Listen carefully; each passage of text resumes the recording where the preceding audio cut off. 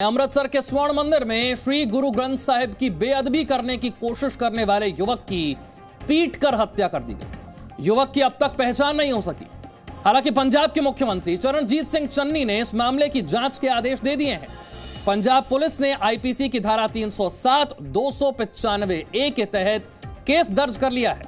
लेकिन आपको सबसे पहले बताते हैं अमृतसर के स्वर्ण मंदिर में बेअदबी की कोशिश कैसे हुई, ये पूरी घटना क्या है, जरा आपको समझाते हैं। यह घटना शनिवार शाम करीब 5:45 पौने 6 बजे की यह घटना है। स्वर्ण मंदिर में नियमित प्रार्थना उस वक्त चल रही थी। पौने 6 बजे का वक्त आरोपी युवक ने रेलिंग को कूदकर पार किया, सचखंड साहिब के अंदर बने घेरे को पार कर दिया और वहां रखी तलवार को उठाने की कोशिश की इस युवक ने। आरोपी युवक को वहां मौजूद सेवादारों ने पकड़ लिया। आरोपी युवक को एसजीपीसी को सौंपा गया। नाराज लोगों ने आरोपी युवक की पिटाई की और पिटाई से इस आरोपी युवक की मौत हो गई।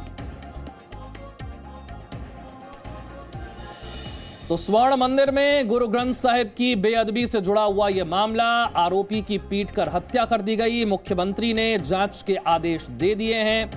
विपक्ष की तरफ से आरोप यह लगाया जा रहा है कि कहीं यह साजिश तो नहीं, यह साजिश हो सकती है, यह कहा गया है। अमृतसर के स्वर्ण मंदिर में श्री गुरु ग्रंथ साहिब की बेअदबी करने की कोशिश करने वाले युवक की पीट कर हत्या कर दी गई। इस युवक की पहचान नहीं हो पाई है। पंजाब के मुख्यमंत्री ने जांच के आदेश दे दिए हैं। विपक्ष कह रहा है कि कहीं साजिश तो नहीं। पंजाब में कुछ ही समय में विधानसभा चुनाव है और ऐसे में गुरु ग्रंथ साहिब की बेअदबी की कोशिश, ये एक बहुत बड़ा राजनीतिक मुद्दा बन सकती है और इसके आसार अभी से नजर आने लगे हैं, जिस तरह से पॉलिटिकल पार्टीज इसे उठा रही। अमृतसर में स्वर्ण मंदिर में शनिवार को एक युवक ने पवित्र श्री गुरु ग्रंथ साहिब की बेअदबी की कोशिश की। ये घटना शाम करीब 5:45 पर हुई। शाम की नियमित प्रार्थना चल रही थी, तभी वहां मौजूद एक युवक ने अचानक रेलिंग को कूदकर पार किया। उसने सचखंड साहिब के अंदर बने घेरे को पार कर वहां रखी तलवार उठाने की कोशिश की, जिसके बाद वहां मौजूद सेवादारों ने उसे पकड़ लिया। सेवादारों ने आरोपी युवक को शिरोमणि गुरुद्वारा प्रबंधक कमेटी यानी एसजीपीसी की टास्क फोर्स को सौंप दिया। उम्र ਦਾ 20-25 ਸਾਲ 24 ਸਾਲ ਦਾ ਹੋਊਗਾ।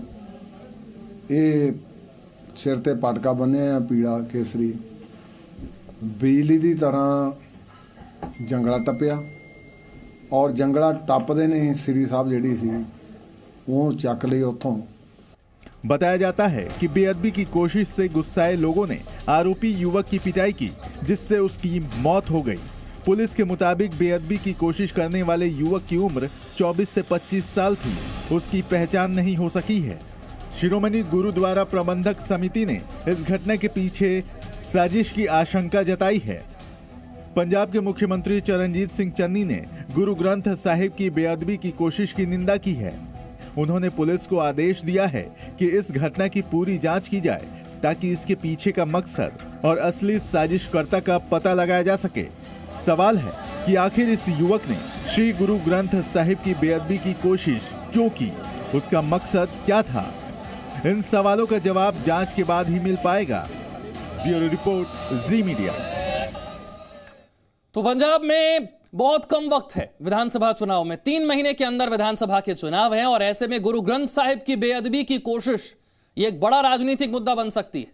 वहां के लोगों के बीच तो ये मुद्दा है ही, बड़ा राजनीतिक मुद्दा भी ये बन सकती है और इसके आसार अभी से नजर आ रहे हैं। जिस तरह से राजनीतिक दलों के बयान आ रहे हैं, एक साजिश की आशंका जताई जा रही है। ऐसा लग रहा है कि एक बड़ा राजनीतिक मुद्दा ये बन सकता है।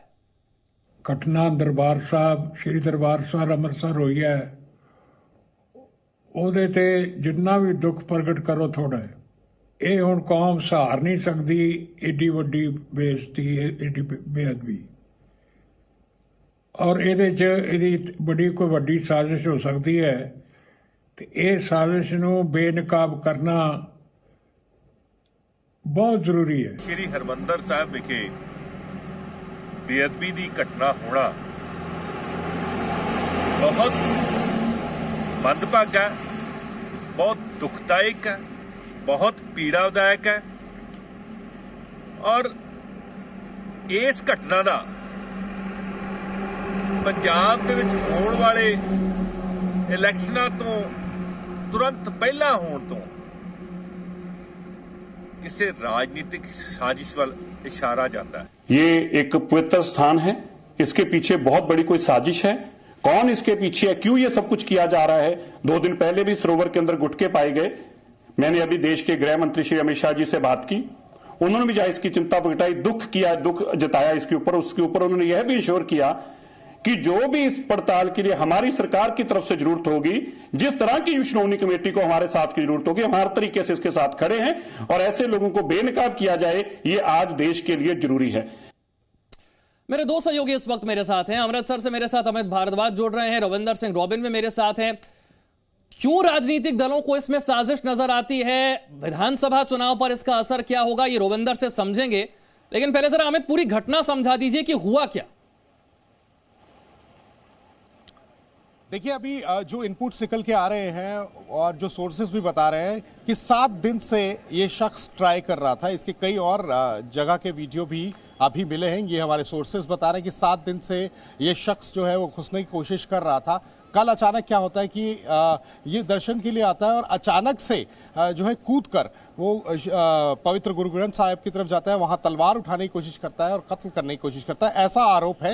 और उसके बाद जब इससे पूछा गया तो नहीं बताया, तो द्वेष में, गुस्से में लोगों ने जो है इसके साथ मारपीट की। मारपीट करने के बाद जब पुलिस वहां तक पहुंचती है, तब तक ये शख्स जो है इसका जो है वो कत्ल हो चुका था। और उसके बाद पुलिस FIR कर रही है। और मैं आपको एक चीज़ बड़ी क्लियर बता देता हूं कि FIR की कॉपी जी मीडिया नेटवर्क के पास है।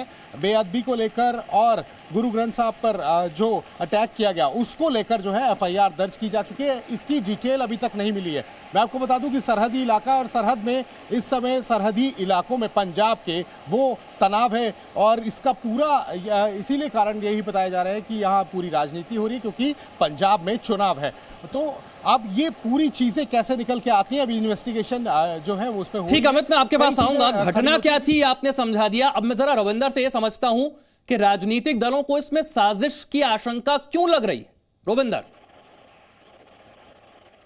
विशाल, अगर आपको याद हो कि 2015 में भी जब टेक्नोलॉजीज के इशू सामने आए थे, कथित तौर पर बेदबी के आए थे, तब भी उसका इम्पैक्ट इलेक्शन पर पड़ा था। और उसके बाद जब कैप्टन सरकार 4 साल में निकालती है तो एक मांग लगातार चली रही कि जो बेदबी के मुद्दे हुए थे, सरकारी कांड हुआ था, उससे कार्रवाई की जाए। और कैप्टन अमरिंदर सिंह को सीट छोड़ने का एक बहुत बड़ा रीजन यही रहा। उनके ऊपर आरोप लगाते रहे, कांग्रेस के लीडर भी, उन्होंने इसके ऊपर कोई कार्रवाई नहीं की।